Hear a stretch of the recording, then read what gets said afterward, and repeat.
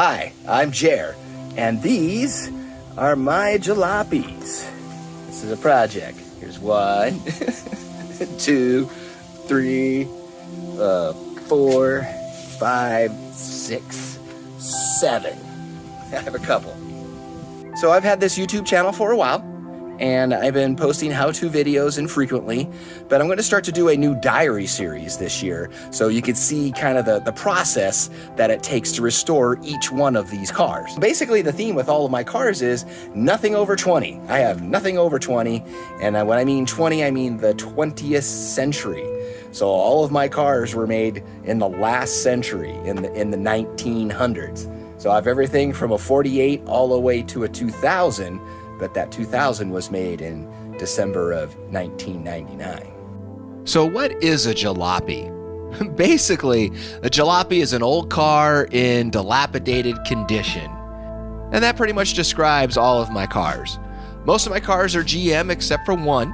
My plan with most of my cars is to keep them as original as possible and hold on to these cars forever and to use them year-round. So some of these restorations will take longer than others, and none are fully complete right now, and some of them may never be fully complete. It just depends on how long it takes. These truly are jalopies in the real sense of the word. So here's a quick rundown of all my jalopies. We'll do them in chronological order.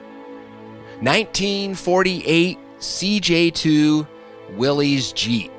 I got this thing in December of 2018. It is all original. It's my only non-GM car, but it's a real Willys. So that's why this one gets a pass. It has the original Go Devil motor. It does run and drive, but it can't really stop well, and it leaks fluids everywhere, out of every orifice, except for the motor, and it has tons of rust. I have been working on this thing, but it truly is one step forward, 2 steps backwards with this car. 1956 Chevy 210. I got this car in August of 2018. It has a 1960s motor in it. I believe it's a 1963 327 and 3-speed transmission in it. I plan to keep this car in kind of its current state for now, in this kind of rat rod, hot rod state. Pretty neat. There's been some neat modifications done over it, but I definitely don't want to put anything new or modern on it. Everything's going to be left the way it is, original brakes and all. 1957 Chevy BelAir 283 with a 200R4 automatic transmission in it. This car I've had the longest. I've had it since I was a kid. It is my first car that I drove in high school. So I've had this car for a while. Plan to do a real restoration on this car. Not show quality, but the best that I can do at home.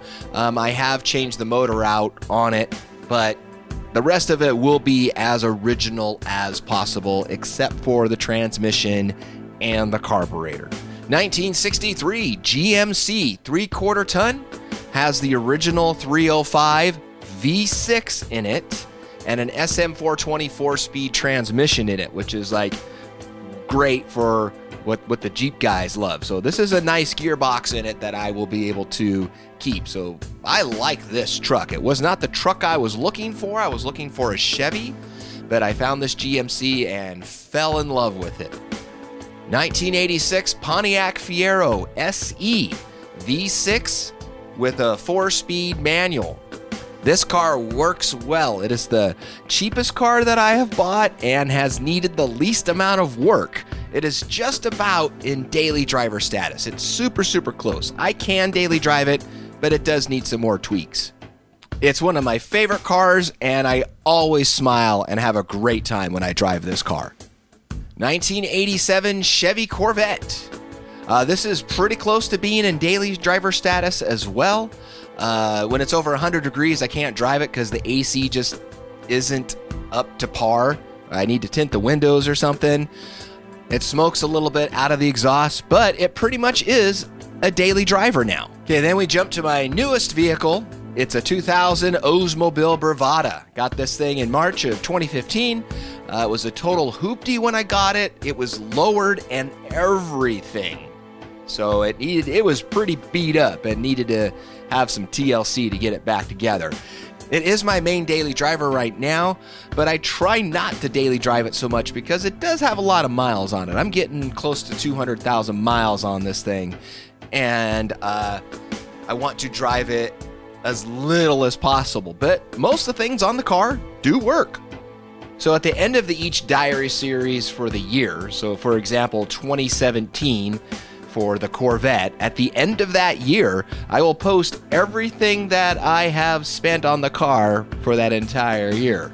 So that way you can get a good idea of what an actual restoration costs for each one of these cars.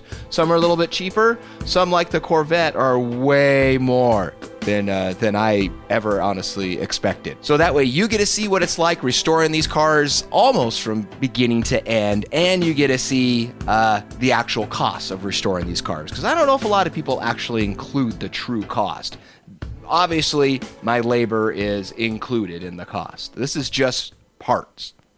So at the time of posting this, I should have 2 of my video series started. I'll have the 56 Chevy Dirty Gertie started, and I'll have the Corvette started. And I have footage for all of these cars. It's just a matter of me going back through and laboriously putting it all together. But I will do that, and I will continue to do that for all of my cars. So do me a favor and smash that subscribe button so that way you'll get notified when I post new videos in any one of my diary series.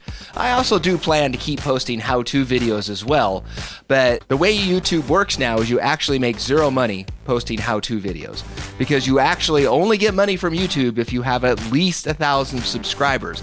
Some of my videos are very popular, but because I don't have 1,000 subscribers, I get 0 money, and I used to in the past.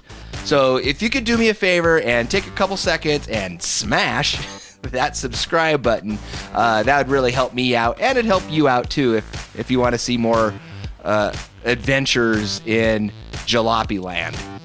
So thanks for stopping by, and I hope to see you again real soon. Thanks.